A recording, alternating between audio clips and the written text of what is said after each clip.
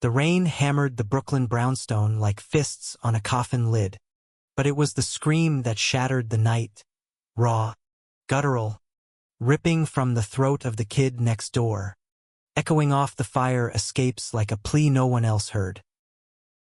Benjamin froze mid-sip of his whiskey, the glass trembling in his hand as the sound clawed its way through the thin wall separating his one-bedroom from the ghost of a life next door. In that instant, he knew. The boy was breaking, and if he didn't move now, there'd be nothing left to save. Benjamin bolted from his armchair, the bottle of Jameson crashing to the hardwood floor in an amber shatter that mirrored the storm outside. His bare feet slapped against the cold linoleum as he yanked open the door to the narrow hallway, the fluorescent buzz overhead flickering like a dying heartbeat. The scream came again, fainter this time, dissolving into sobs that twisted Benjamin's gut like barbed wire. He'd heard them before, in his own mirror, years ago when the world had decided he wasn't worth the air he breathed. He pounded on the door to 2B, the one with the peeling E. Harper nameplate that no one ever updated. "Ethan, kid, open up. It's Ben from next door." No answer, just the muffled hitch of breath and the creak of floorboards under frantic pacing. Panic surged, hot and familiar. Benjamin rammed his shoulder into the frame, with splintering under the force of a man who'd once body-slammed linebackers on a high school field that chewed him up and spit him out. The lock gave way on the second hit, and he tumbled into the dim apartment, the air thick with the metallic tang of despair. Ethan Harper was 18, all sharp angles and hollow cheeks, curled into a fetal ball on the threadbare couch amid pizza boxes and crumpled sketches that screamed of dreams deferred. His dark hair stuck to his forehead in sweaty spikes, eyes wide, storm gray, and wild with terror, locked onto Benjamin like he was the devil come to collect. "Get out," Ethan rasped, voice cracking like thin ice, clutching a half-empty bottle of cheap vodka to his chest as if it were a shield. "You don't. You can't." But Benjamin didn't back down. He crossed the room in 2 strides, dropping to his knees beside the couch, hands hovering like he was approaching a spooked colt. "Hey, easy. It's me, the guy who bitches about the Mets games too loud on Sundays." You screamed, "Kid." Like someone was carving out your soul. Ethan's laugh was a broken thing, bitter and wet, tears carving tracks down his pale face. "Because they are. My folks. They found the drawings. The ones with the guys. Said I'm a freak, a phase, that God's gonna burn me for it. Packed my shit and left me here to rot." The words hung heavy, laced with the poison of small-town exile transplanted to the concrete jungle of Brooklyn. Benjamin's chest tightened. He knew that script by heart. His own parents in rural Ohio had recited it word for word when he came out at 22. Fresh from a stint in the Marines that was supposed to man him up, they'd chosen silence over sun, leaving him to drift through bars and bad decisions until the bottle became his only faithful companion. Now, staring at this ghost of his younger self, Benjamin felt the old rage flicker to life, tempered by something softer, more dangerous, the urge to pull this broken boy into his arms and never let go. "Listen to me," Benjamin said, voice low and steady, the gravel of a chain smoker who'd traded cigarettes for therapy sessions he never finished. "You're not rotting. Not on my watch. Come here." He extended a calloused hand, scarred from years flipping burgers and hauling crates in warehouses that paid just enough to keep the lights on. Ethan hesitated, gray eyes searching for the lie, the trap, but all he found was Benjamin's unflinching gaze, hazel depths holding a mirror to his own storm. Slowly, Tentatively, Ethan took the hand, and in that grip, the first crack in the wall appeared. That night blurred into a haze of black coffee and confessions under the flicker of a single bulb. Ethan spilled it all. The suffocating pews of his Baptist upbringing in upstate New York. The secret sketches of lithe male forms he'd hidden under his mattress since he was 14. The gnawing loneliness that had followed him to the city on a half-scholarship to Pratt Institute that his parents revoked the second they found out. "I thought Brooklyn would fix me," Ethan whispered, knees drawn up on the sagging couch. Benjamin's flannel shirt draped over his shivering shoulders like a borrowed armor. "But it's just emptier. No one sees me." "Not really." Benjamin leaned back against the wall, nursing his mug, the steam curling like ghosts between them. He was 37, broad-shouldered and weathered, with a fade haircut that did nothing to hide the tattoos snaking up his neck. A faded marine eagle on one side, a rainbow flag etched in barbed wire on the other. He'd clawed his way to a graphic design gig at a midtown firm, the kind that paid for the shoebox apartment and a therapy copay he used sporadically. But nights like this, with the rain easing to a drizzle and the city humming its indifferent lullaby, he felt every inch the fraud. "I see you, Ethan. Hell, I see too much of myself in you. The hiding, the hating. It eats you alive if you let it." By dawn, the vodka was poured out, the sketches salvaged from the trash, and Ethan asleep on the couch with Benjamin's arm as a pillow. Unintentional, innocent, but electric in its intimacy. Benjamin didn't sleep. He watched the rise and fall of the boy's chest, the faint freckles dusting his nose like stars in a polluted sky, and felt something shift inside him, a fault line cracking open after years of seismic denial. This wasn't pity. This was peril. The weeks that followed were a tentative dance, two souls orbiting in the cramped orbit of their shared hallway. Benjamin started small, knocking with takeout from the halal cart on the corner, ribs dripping in white sauce that Ethan devoured like it was salvation. "You're too skinny," Benjamin grumbled one evening, handing over a foil container as they leaned against the fire escape railing, the skyline a jagged silhouette against the bruised purple dusk. "Art school's got you living on ramen and regret." Ethan smirked, the first real spark in his eyes since that night, wiping sauce from his chin with the back of his hand. "Says the guy whose fridge is just beer and hot sauce." Hypocrite. But he ate, and he talked about charcoal strokes that captured the curve of a jawline, about professors who praised his talent but eyed his sketches with veiled judgment. Benjamin listened, really listened, sharing fragments of his own fractured past.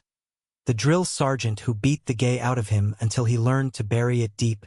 The ex-boyfriend who ghosted after a pride parade brawl left Benjamin with a busted lip and a broken heart. One Saturday, under the guise of needing a model, Benjamin dragged Ethan to his apartment, sketchpad in hand.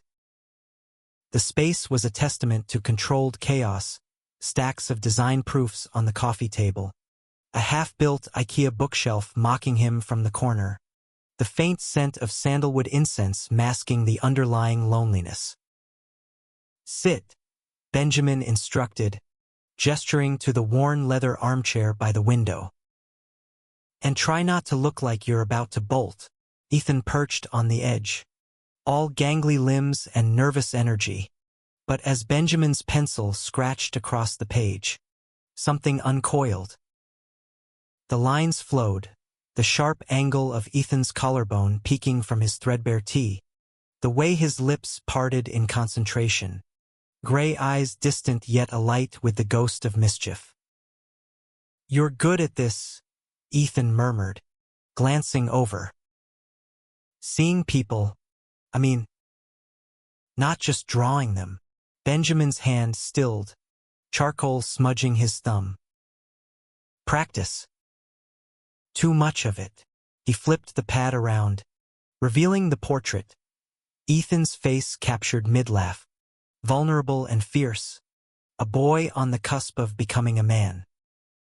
Ethan's breath hitched, fingers tracing the lines. That's me, not the freak they see.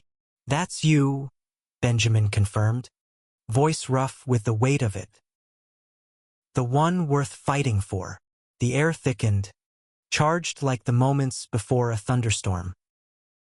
Ethan's gaze lifted, locking with Benjamin's, and in that suspended heartbeat, the orbit tightened, hands brushing as the sketchpad slipped to the floor, a lean forward that closed the gap with the inevitability of gravity.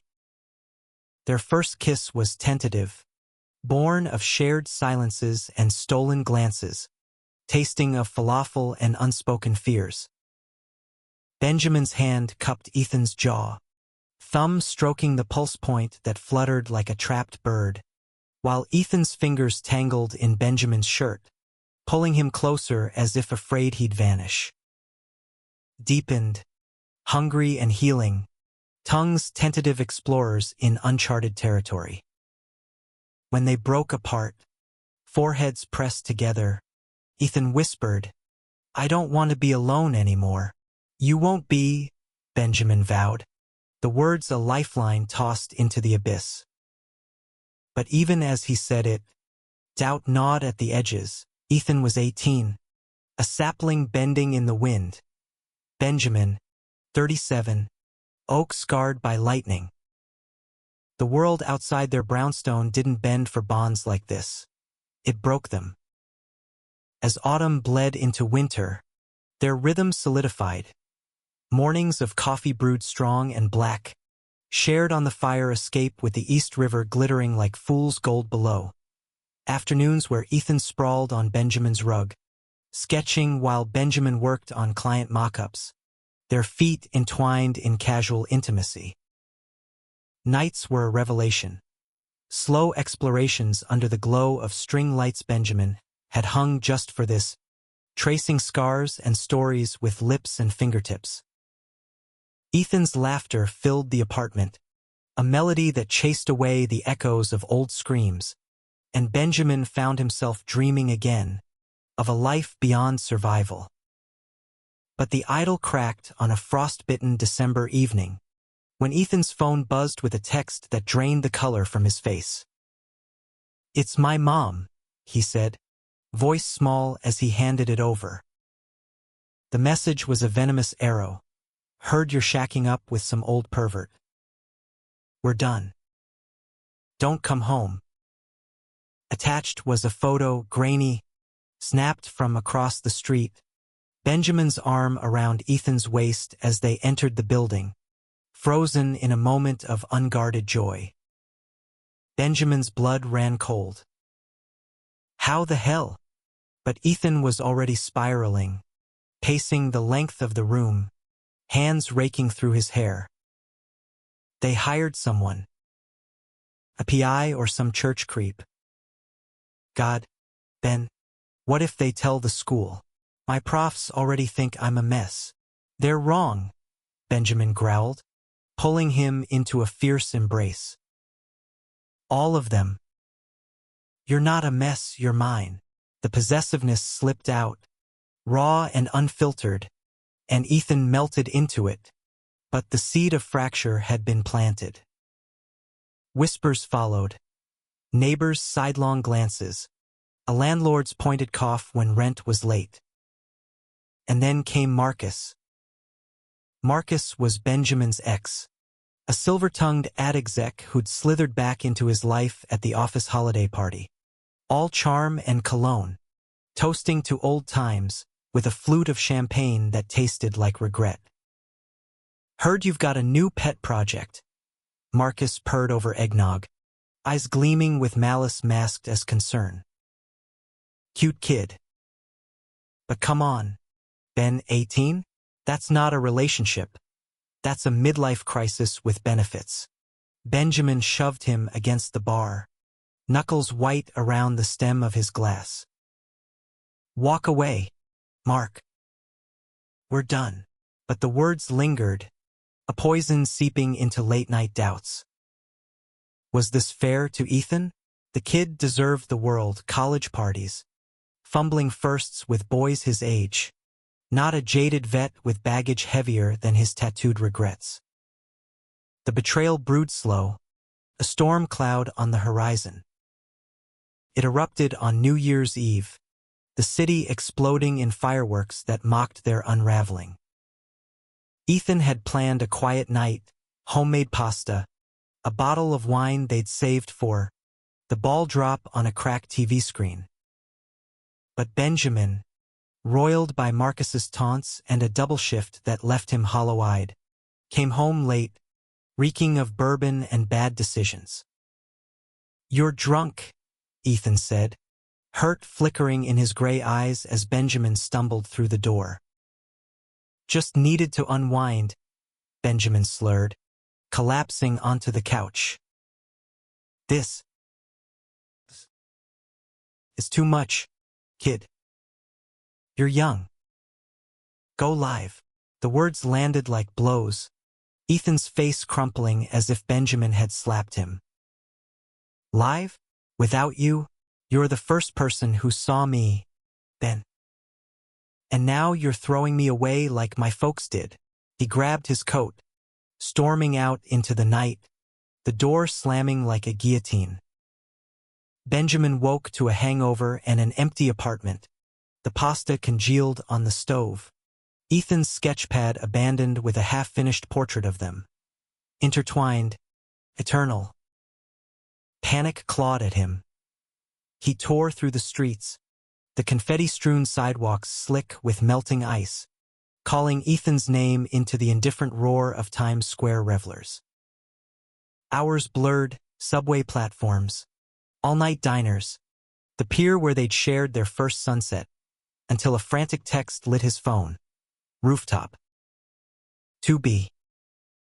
Come now." He sprinted back, heart hammering, scaling the fire escape 2 rungs at a time.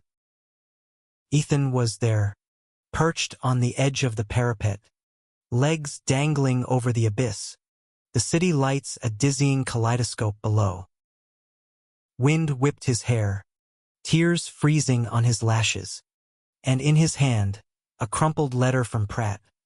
Scholarship revoked, due to personal conduct concerns. Benjamin's gut twisted. Marcus. The bastard had made calls, pulled strings, all to save Benjamin from himself. "Ethan," Benjamin's voice cracked, raw as the winter air. He edged closer, palms up in surrender. "Don't. Please, God, don't." Ethan turned, eyes hollowed by betrayal. "You said it yourself. I'm too young for this. For you. Maybe they're right. Maybe I'm just broken." "No." Benjamin dropped to his knees, inches from the edge, tears blurring his vision. "I was scared, kid. Scared I'd ruin you like everything else I've touched. But this is the best damn thing I've ever had. Marcus, he did this. Pulled strings to get you yanked. I fired him this morning, but it's not enough. I need you to know you're not broken. You're the light I didn't know I was chasing." Ethan's sob tore free, the letter fluttering over the side like a dying bird. He teetered, and Benjamin lunged, arms wrapping around his waist, pulling him back from the brink in a tangle of limbs and desperation. They collapsed against the rooftop door, Ethan shuddering in Benjamin's hold, fists pounding weakly against his chest before curling into the fabric of his coat. "I thought you didn't want me," Ethan whispered, voice muffled against Benjamin's neck. "I want you more than breath," Benjamin confessed, the words a dam breaking. Every scarred inch of me wants every fragile piece of you. Stay. Fight with me. They clung there as the first snow of the year dusted the rooftop, the city's pulse sinking with their ragged breaths. Dawn crept in, painting the skyline in hues of rose and gold, and in that fragile light, Ethan lifted his head, gray eyes searching hazel ones. "Promise?" he murmured, lips brushing Benjamin's in a kiss salted with tears and resolve. "Promise," Benjamin echoed, sealing it with a vow deeper than words. The spring thaw came slow to Brooklyn, melting the ice that had encased their world but leaving puddles of uncertainty in its wake. Benjamin and Ethan rebuilt, brick by painful brick. Appeals to Pratt that dragged through bureaucratic hell. Therapy sessions where Benjamin finally stuck it out, spilling his marine ghosts to a soft-spoken counselor named Rita who nodded without judgment. Ethan dove back into sketching, his lines bolder now, infused with the fire of survival. Portraits of queer icons scrawled across canvases that Benjamin hung like talismans on their walls. Their bond deepened in the quiet intimacies. Lazy Sundays tangled in sheets that smelled of them, Benjamin's rough hands mapping the freckles on Ethan's back like constellations. Midnight confessions over takeout, where Ethan admitted his fear of never being enough, and Benjamin bared the shame of his ex's abandonment after a positive HIV scare that turned out false but scarred all the same. "I got tested clean last month," Benjamin said one night, tracing Ethan's knuckles with his thumb. "But the waiting, it hollowed me out." Ethan squeezed his hand, fierce and unyielding. "Then we'll fill it back up. Together," yet shadows lingered. Marcus's sabotage had ripples. Whispers at Benjamin's firm, a client pulling out citing personal conflicts, forcing Benjamin to hustle freelance gigs that left him bone-tired. And Ethan's family, radio silence broken only by a single, scathing voicemail from his father. "You're dead to us, boy. Pray for forgiveness." Played on loop in Ethan's mind, a dirge that surfaced in nightmares, waking him slick with sweat and clinging to Benjamin like a lifeline. One humid June evening, as fireflies danced in the pocket park down the block, the next fracture hit. They were strolling hand in hand, bold, defiant, when a voice sliced through the dusk. "Ethan? That you?" It was Riley, Ethan's high school best friend from upstate, all blonde surfer vibes and easy grins, now crashing in the city on a summer internship. The reunion started warm, hugs, laughter over shared memories of bonfires and bad prom dates, but soured quick when Riley's eyes flicked to their joined hands, lingering too long. "Whoa, dude. This your roommate?" The word dripped condescension, and Ethan's grip tightened, knuckles whitening. "Ben's more than that," Ethan said, chin lifting. "He's my partner." Riley's laugh was a bark, forced and brittle. "Partner? Like, for real, man? Back home we joked about you being, you know. But this," he clapped Ethan's shoulder, too hard. "You're throwing it all away for some experiment."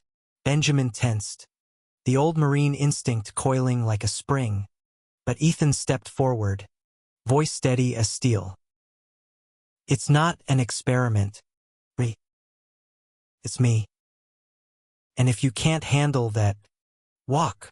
Riley's face twisted, hurt masking his concern, and he pulled Ethan aside, murmuring low. Benjamin caught fragments. "Your folks are wrecked. Come home. Fix this. He's using you." The betrayal stung, not from Riley's words, but from the doubt they planted. Ethan returned pale, forcing a smile. "Old times." Nothing. But that night, as they lay in the dark, Ethan was distant, staring at the ceiling cracks like they held answers. "What if he's right?" he whispered. "What if I'm just rebelling, and you're, I don't know, collateral?" Benjamin propped on an elbow, heart sinking. "Collateral? Kid, you're the goddamn jackpot. But if you need space..." "No." Ethan rolled toward him, urgent, lips crashing against Benjamin's in a kiss that was more plea than passion. "I need you. Just promise this isn't pity. That you see the man I'm becoming, not the boy you saved." "I see him," Benjamin breathed, pulling him close. "Every day."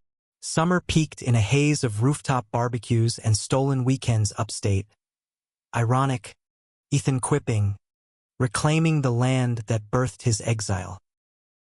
They hiked the Catskills, hands linked on root-tangled paths, sharing a tent under stars that felt less indifferent. One night, by a crackling fire, Ethan sketched Benjamin's profile against the flames, the pencil's whisper a counterpoint to the cricket's chorus. "You're beautiful," Ethan said, not looking up. "All edges and fire." "How'd I get so lucky?" Benjamin chuckled, low and warm, pulling him into his lap. "Luck had nothing to do with it.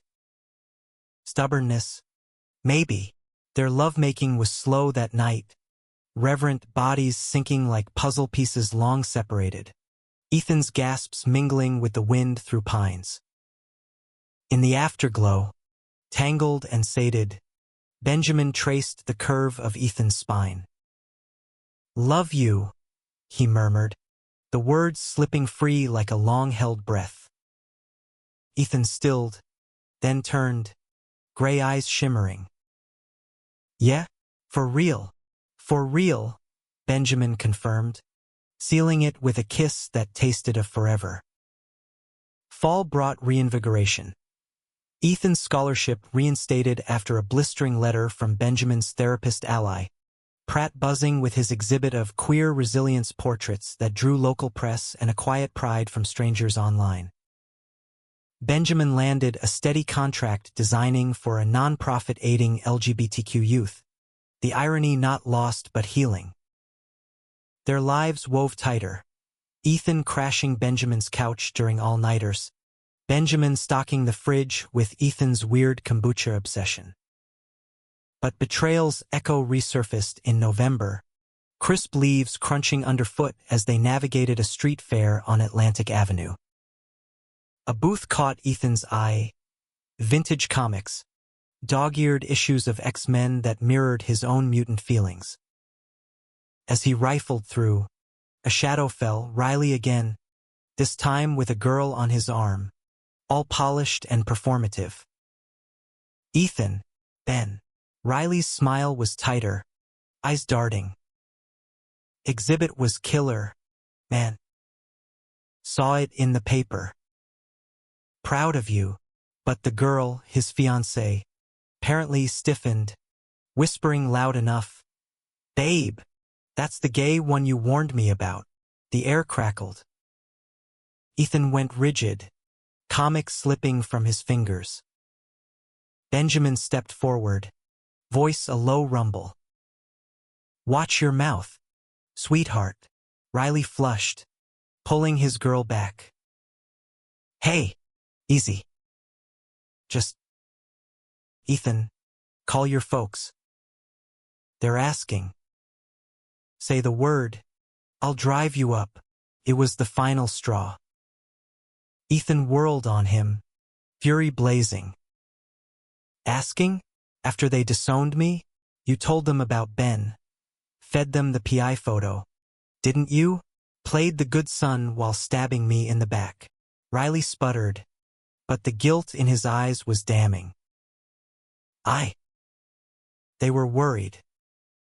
"Thought I could. Fix me." Ethan's laugh was shards of glass. Get out of my life. For good. He stormed off, Benjamin trailing, the fair's joy soured to ash. That night, the fight erupted, not with words, but with the weight of it all crashing down. Ethan paced Benjamin's living room, sketches scattering like fallen leaves. Everyone leaves. Parents, friends. What if you do too? When the novelty wears off, Benjamin caught his wrists, grounding him. Novelty? This isn't a fling, Ethan. It's my heart on the line, every damn day. But doubt crept in. Marcus's voice a phantom, midlife crisis. And in a moment of weakness, Benjamin lashed out. Maybe Riley's right. Maybe I am holding you back. From boys your age. From real freedom.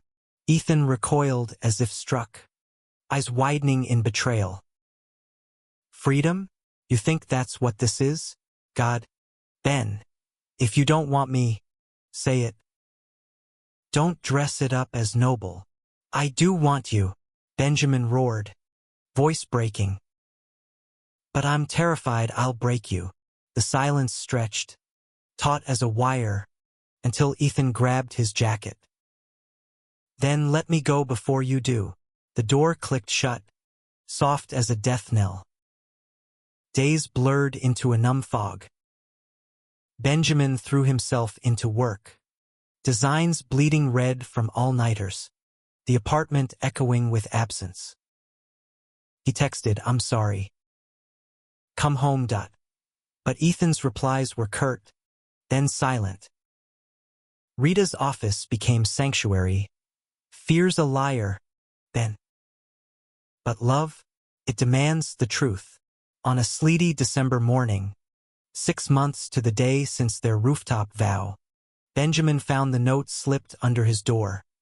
Meet me at the pier. 8 p.m. Dread and hope warred as he arrived. The East River churning black under sodium lamps. Ethan waited on the bench they'd claimed as theirs, bundled in a scarf Benjamin knit, crooked stitches, but earnest.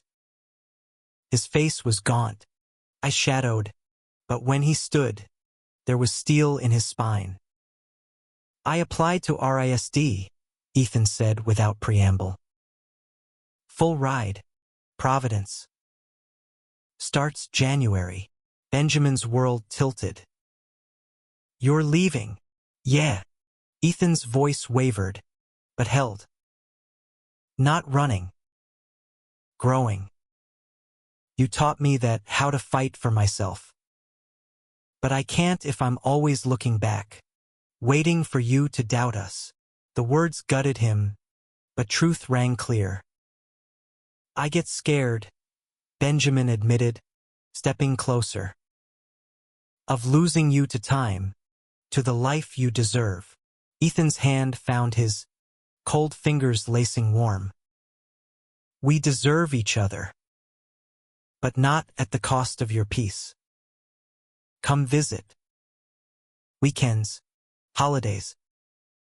Or, hell, move up there when I'm settled. Build something real, not just survival. Benjamin pulled him close. The rivers murmur a benediction. I love you enough to let you fly. And chase you, every step. Their kiss was fierce. A pact renewed, salty with tears, sweet with possibility. As fireworks cracked distant over the harbor, celebrating nothing but everything, Benjamin held Ethan tight, knowing this bond wasn't chains, but wings. Winter gripped Providence like a jealous lover, snow blanketing the cobblestone streets in hush. But inside Ethan's cramped dorm, warmth bloomed defiant.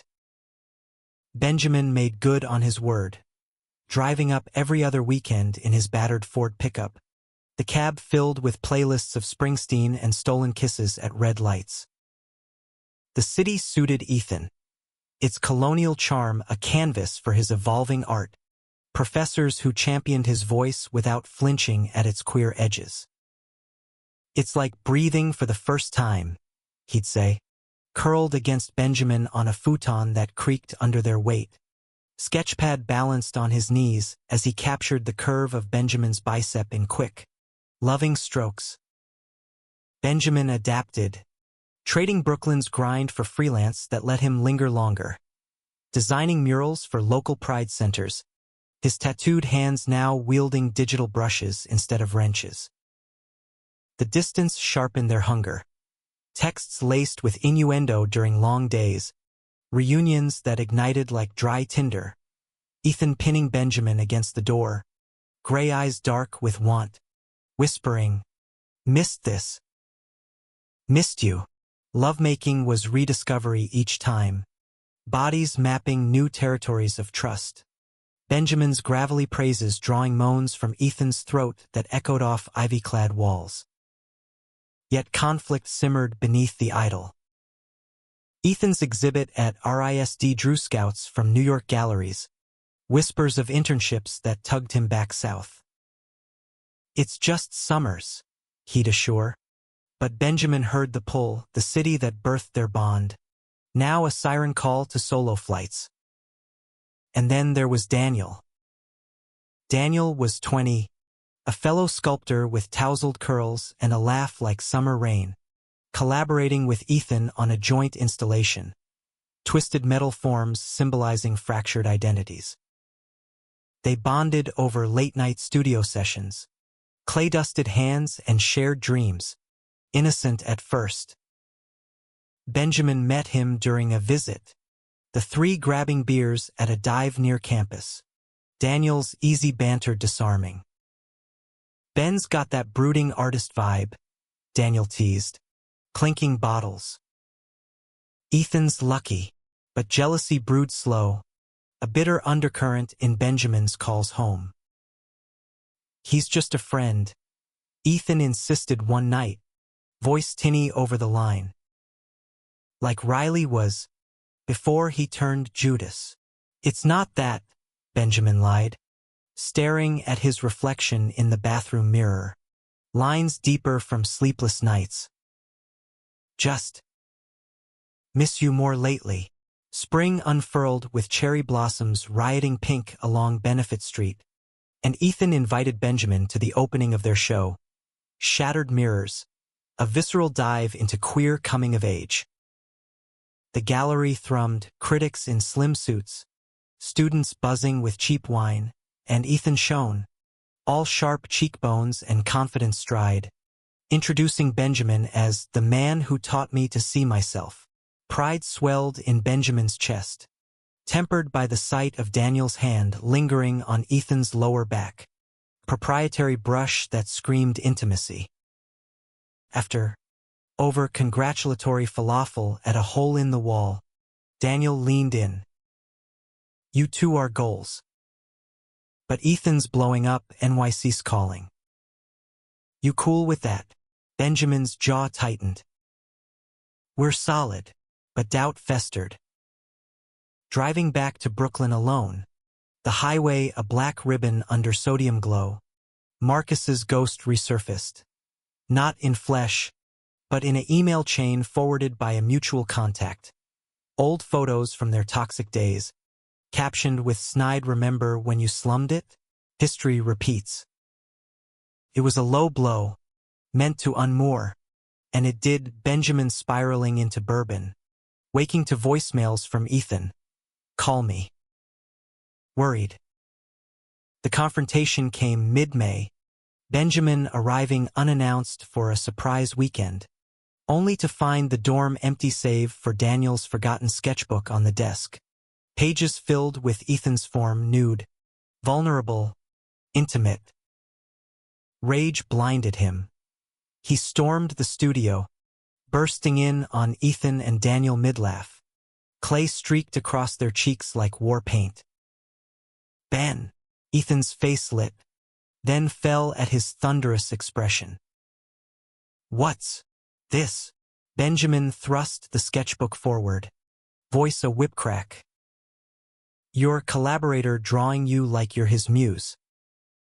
While I'm killing myself to make this work. Daniel backed off. Hands up. Dude, it's art. Chill. Art. Benjamin snarled. Advancing. Or Betrayal 2.0? Ethan stepped between, gray eyes flashing. Stop.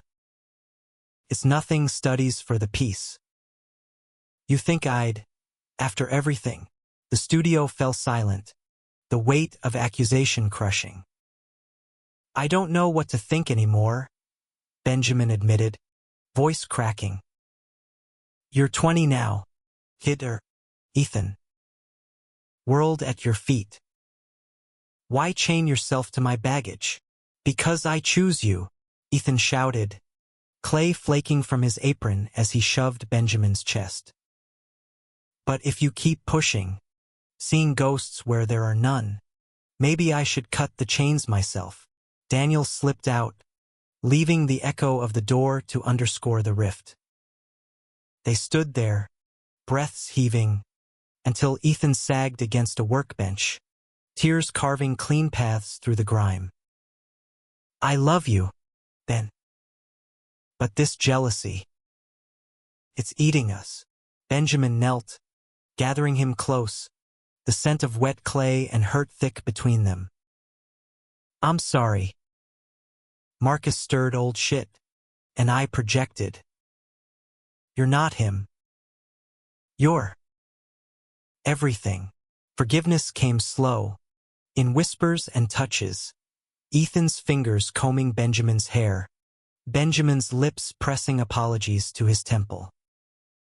They salvaged the night in the dorm, bodies entwined in urgent reclamation, but the fracture lingered, a hairline crack threatening to spiderweb. Summer arrived with a vengeance, humid and insistent, pulling Ethan back to New York for that internship, a glittering opportunity at a Soho gallery that promised exposure, connections, the brass ring. Benjamin encouraged it, masking his unease with packed lunches and pep talks, but the city reclaimed Ethan with open arms. Late nights at openings, brunches with rising stars, Daniel tagging along as creative bro, Benjamin visited, crashing on the gallery's crash pad couch. But the dynamic shifted, Ethan's laughter freer, his touches distracted by buzzing phones. One sweltering July 4th, amid rooftop parties with skyline views exploding in red, white, blue, Benjamin caught Ethan and Daniel in a corner, heads bent close over a phone screen, Ethan's hand on Daniel's knee, a casual intimacy that knifed deep. He confronted it the next morning, nursing a hangover over diner eggs. What's going on? Really? With him? Ethan sighed, fork pausing mid-air. Nothing physical. But he's easy, Ben. No history, no weight. Sometimes I wonder if that's what I need. The words were a gut punch, Benjamin's coffee turning to ash in his mouth. So I'm the weight now? No, God. No. Ethan reached across, desperate. You're my anchor. But anchors can drag you under if you're not careful. The fight spilled onto the sidewalk, voices rising amid pedestrian bustle. Then cut me loose, Benjamin yelled, drawing stairs. Go be free, Ethan. Before I ruin you. Ethan's face crumpled, but resolve hardened his jaw. Maybe that's the problem. Maybe we both need to swim alone for a bit. He left for Providence that afternoon, Benjamin's truck idling at Penn Station, the space between them vast as the tracks. Weeks stretched into radio silence, broken only by Ethan's exhibit invites, polite, professional. Benjamin threw himself into work. A mural for a Brooklyn youth center depicting intertwined hands across generations, his own therapy delving into abandonment wounds that festered like untreated sores. Autumn whispered redemption. A call from Ethan, voice tentative. Gallery offered full-time. But I turned it down. Risked my path. And you, miss you. Benjamin's heart stuttered. Miss you too. But if we're doing this, no more doubts. Full in. Full in, Ethan echoed. Reunion was at Thanksgiving. Benjamin navigating Providence's leaf-choked streets to a family-style dinner with Ethan's dorm mates. Surrogate kin who ribbed and welcomed. Under the table, their knees touched, a spark reigniting. That night, in the quiet of Ethan's room, they made love like homecoming. Slow, deep, tears mingling as Ethan gasped. Don't let go.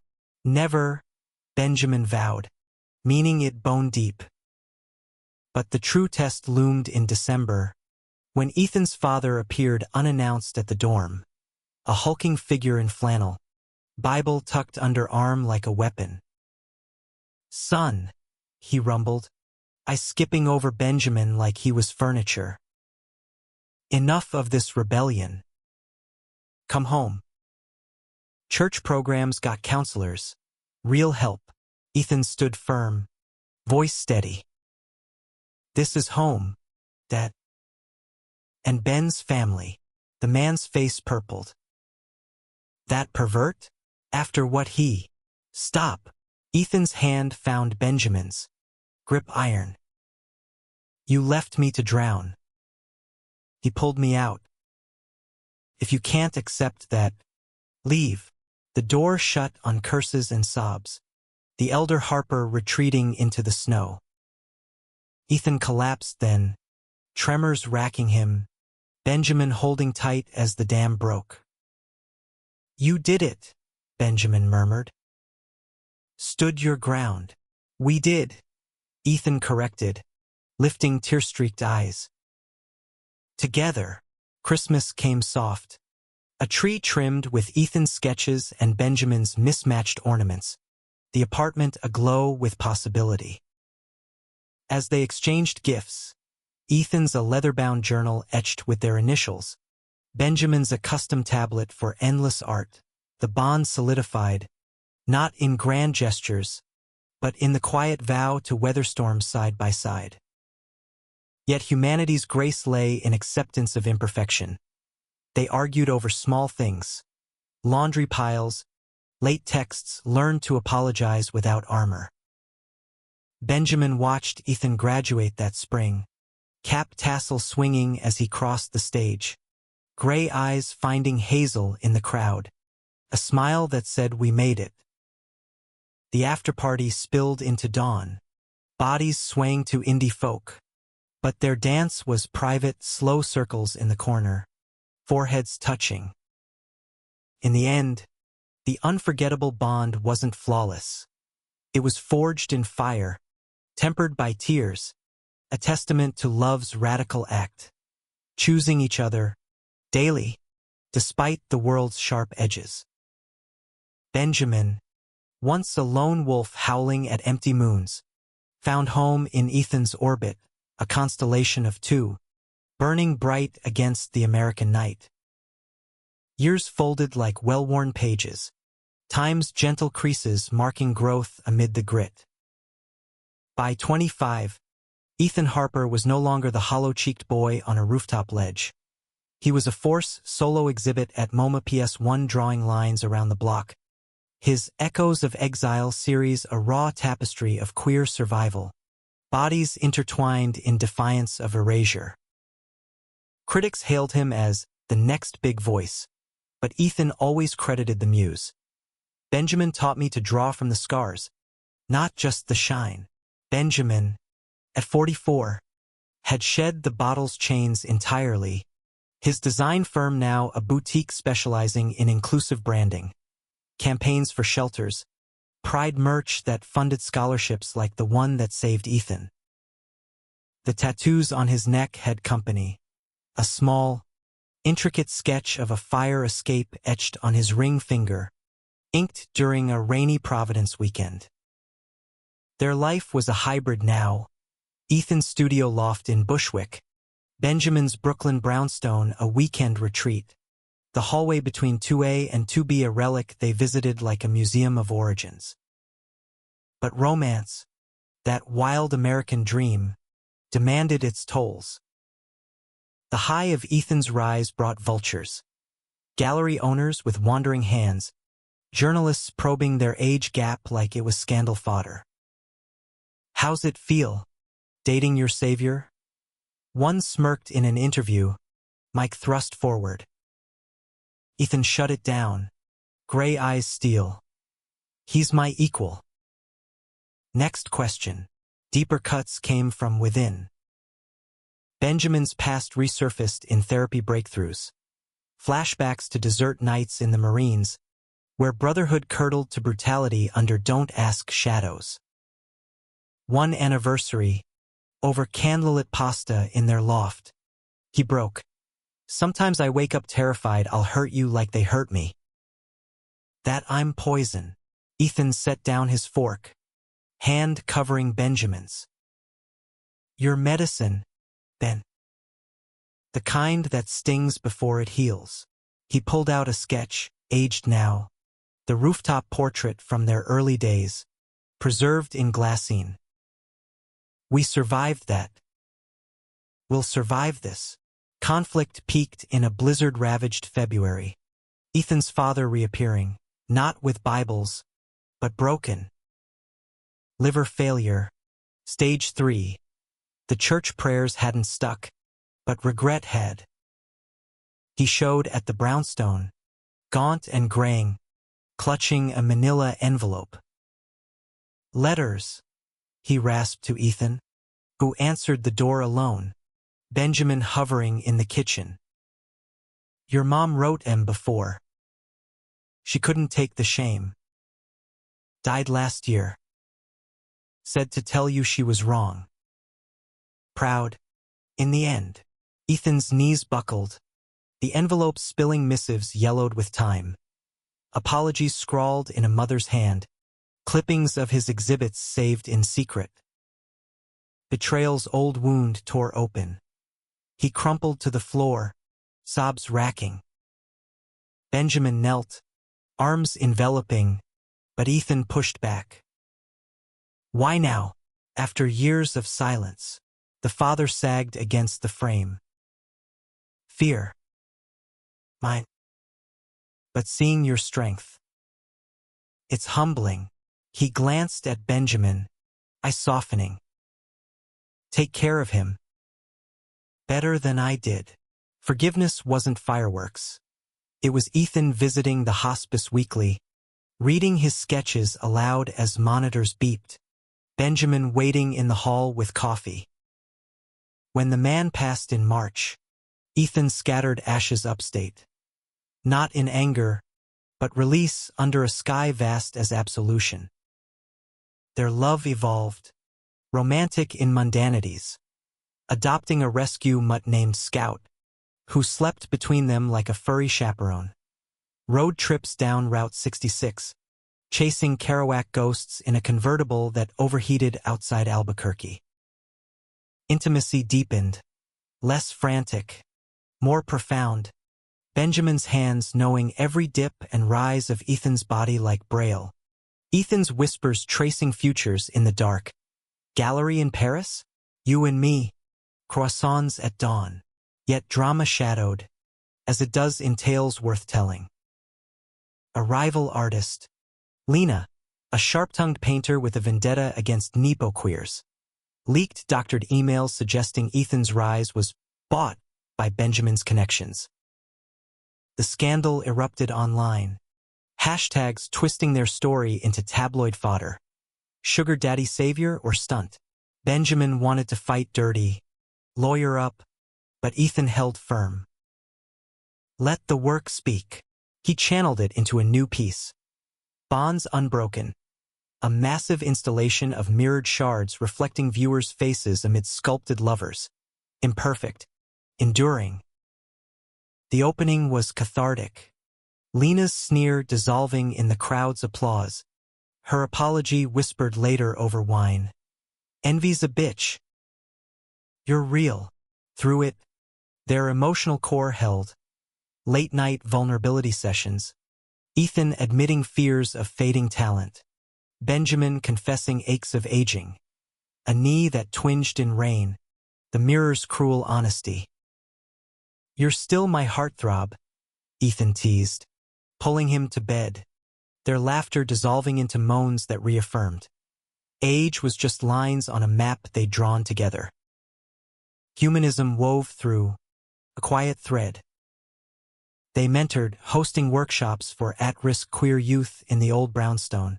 Ethan sketching futures while Benjamin shared survival hacks. Loneliness lies. Connections the cure. One kid, a trans teen named Jamie with eyes like Ethan's once were, stayed late, confessing a suicide pact aborted by their stories. You too. You're proof. Tears pricked Benjamin's eyes as they watched Jamie leave.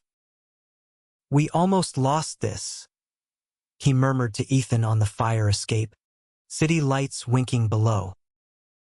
But we didn't. Ethan's head on his shoulder, hand over heart. And that's the unforgettable part. The bond culminated not in grand finale, but a vow renewed on their 10th anniversary. Back on that rooftop, snow dusting their coats, Scout leashed below. Ethan dropped to one knee, ring glinting, a simple band etched with fire escape rungs. Marry me, then. Not despite the storms, but because we danced in them. Benjamin hauled him up, kiss devouring doubt. Hell yes. For all the years, and the ones we'll fight for. Their wedding was quintessentially American. Backyard affair in the brownstones' shared garden. Rainbow flags fluttering beside wildflowers. Rita officiating with wry wisdom. Guests spanned worlds.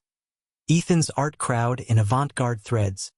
Benjamin's marine buddies nursing beers with tentative toasts. Even Riley redeemed, with wife in tow, raising a glass to the brother I almost lost. Vows exchanged under a pergola draped in sketches. Ethan's voice steady. You saw me when I was invisible. I'll spend my life making you seen. Benjamin, gravel thick. You healed what I thought broken. Together, we're unbreakable. The reception spilled into night. Jazz quartet. Cake smeared in laughter. First dance to At Last with Etta James crooning soul deep. As they swayed, Ethan's cheek against Benjamin's, the world narrowed to heartbeat sync. Two men, forged in Brooklyn's crucible, emerging luminous. In the years after, life layered joys and griefs. Ethan's first child-free travels to Bali. Benjamin's knee surgery weathered with Ethan's bedside sketches. A gallery in Chelsea bearing their names, mentoring a new generation. Loneliness, that old thief, became myth, replaced by a love human and holy, flawed, fierce, forever. For in helping an 18-year-old neighbor overcome the void, Benjamin hadn't just saved a life, he'd reclaimed his own, weaving an unforgettable bond that time. Trials and tenderness could only strengthen. In America's vast, varied tapestry, theirs was a thread of defiant color, gay, gritty, gloriously alive.